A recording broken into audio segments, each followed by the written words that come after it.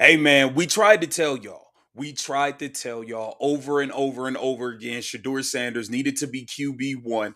Now look. What happens when an entire local sports media ecosystem spends months aggressively pushing a false narrative to protect a massive $250 million contract, only to be completely forced to surrender to the undeniable truth?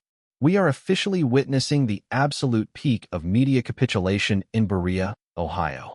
For the entire offseason, the Cleveland press corps desperately tried to convince the public that the quarterback battle was a fair fight, actively attempting to anoint Deshaun Watson as the unquestioned starter.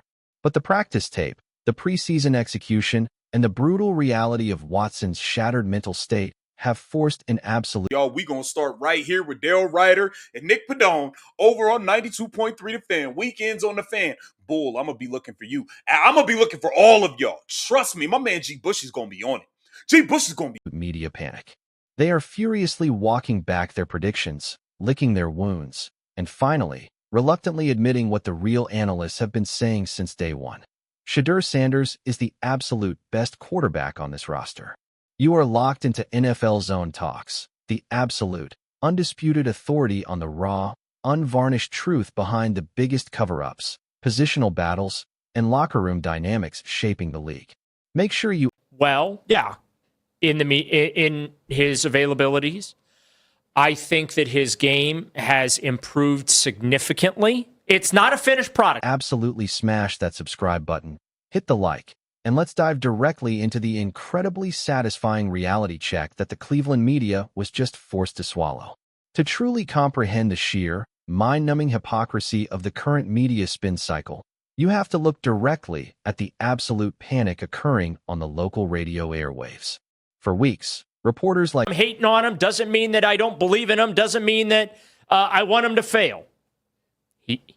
He's not the second coming. He's a work in progress. I know he has his apostles and disciples, okay? I found that out on Friday.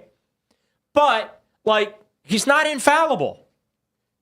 And I do believe at his core, I think Shedeur's a good kid. Mary Kay Cabot and the hosts of 92.3 The Fan were actively looking for any possible excuse to push Sanders to the back burner. They desperately wanted to protect the front office's financial investment. But the catastrophic preseason performance against the Buffalo Bills, completely compounded by Watson's highly toxic, mentally fragile post-game press conference where he actively complained about the fans booing him. Now, I'm also right about Shedeur. There's a lot of upside with him. Game has a ways to go. A lot of upside, though. Tremendous improvement. Entirely shattered their protective shield. The media realized they could no longer artificially inflate Watson's status without completely destroying their own journalistic credibility. They were backed into a massive corner, and they were forced to finally tell the truth. The absolute pinnacle of this reluctant surrender occurred during a highly revealing segment with Browns beat reporter Daryl Ruiter. Ruiter has been incredibly critical of Sanders throughout the offseason, specifically taking personal offense to Sanders boldly telling the media how they should conduct their jobs. Ruiter desperately wanted to hold on to his negative bias. But when he's doing things and being asked to do things he's never had to do before. This offense is a lot more complex than he used to have to run. It's completely different from the one he had to learn under Kevin Stefanski, okay? And that took a lot of energy. And so all that energy and effort he put in last year, he had to throw away and start from scratch.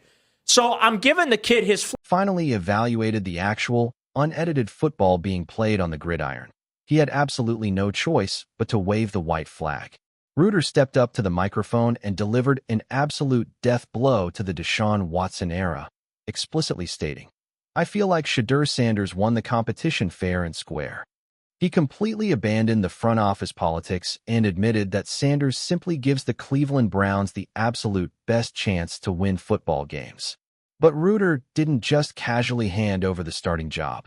He delivered a highly specific, What? I was right. Right. You had your new head coach. Your new head coach said in the post-game press conference yesterday he would have rather taken a knee.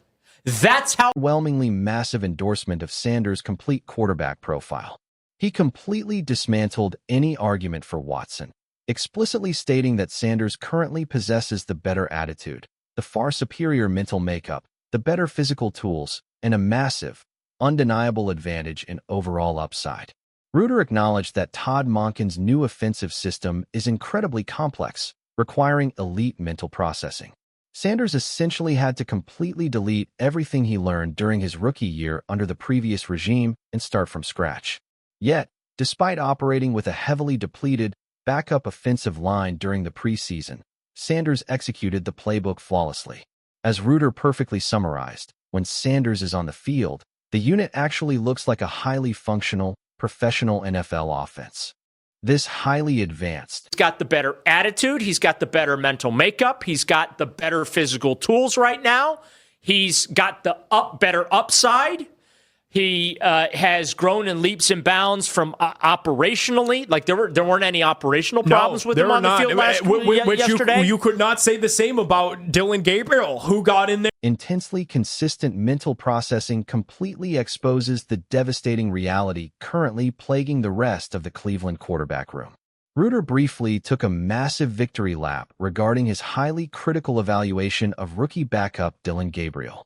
Reuter accurately predicted Gabriel. You know, if it makes it 3 or 4 weeks and then they have to go to Shedeur, we'll cross that bridge when we get to it. Right. We're just crossing the bridge way sooner than I think we expected we were going to have to, just because I really think Deshaun talked himself out of the competition last night. Yeah, I do too. And I also want to be clear about this.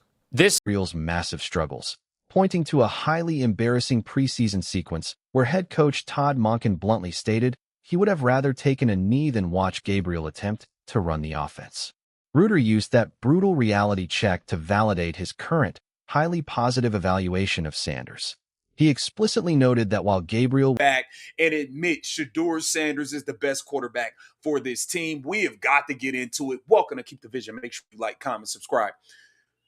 Hit the bell notification, hype the video. Completely drowning in the complexity of the offense, Sanders has showcased massive, undeniable improvements in his pre-snap operation, his footwork, his accuracy, and his overall processing speed. All of the arrows are pointing straight up for the young franchise quarterback. The establishment media is actively trying to frame this massive pivot as an objective evaluation, desperate. Sanders was outplaying Deshaun Watson even in training camp, but they tried to anoint this dude as the starting quarterback. Now that they saw the debacle, attempting to gloss over the fact that independent analysts like G. Bush have been screaming this exact reality from the sidelines for months. The true football minds completely saw through the media's smoke and mirrors during training camp. They saw Watson aggressively struggling with interior pressure, throwing ghost interceptions, and completely failing to push the football vertically. The local media is not suddenly enlightened. They are simply running out of excuses to defend a quarterback who is mentally shattered and physically regressing. We are officially standing at an absolute, undeniable precipice regarding the immediate future of this incredibly... Let's start right here. Yeah, there's levels to the whole microphone game, and Deshaun Watson learned the gravity of that yesterday, because I really thought that even after that disgusting performance where he had a talented football team, the media shield has completely dissolved, the fan base is absolutely rabid, and the coaching staff is staring at an undeniable reality on the film. The front office can desperately try to manipulate the depth chart to protect their massive financial investment, but the truth is officially out in the open. Shedeur Sanders completely dominated the offseason, conquered a highly complex new playbook, and officially broke the will of the Cleveland media establishment. I want to hear your absolute raw, unfiltered thoughts down in the comments below. Do you genuinely believe the front office will officially name Sanders the Week 1 starter? Or will they force Todd Monken to march a broken Deshaun Watson out onto the field simply to justify the contract? Drop your absolute best, most aggressive takes below. Make sure you hit that subscribe button to keep your notifications on. And I will see you all in the very next deep dive.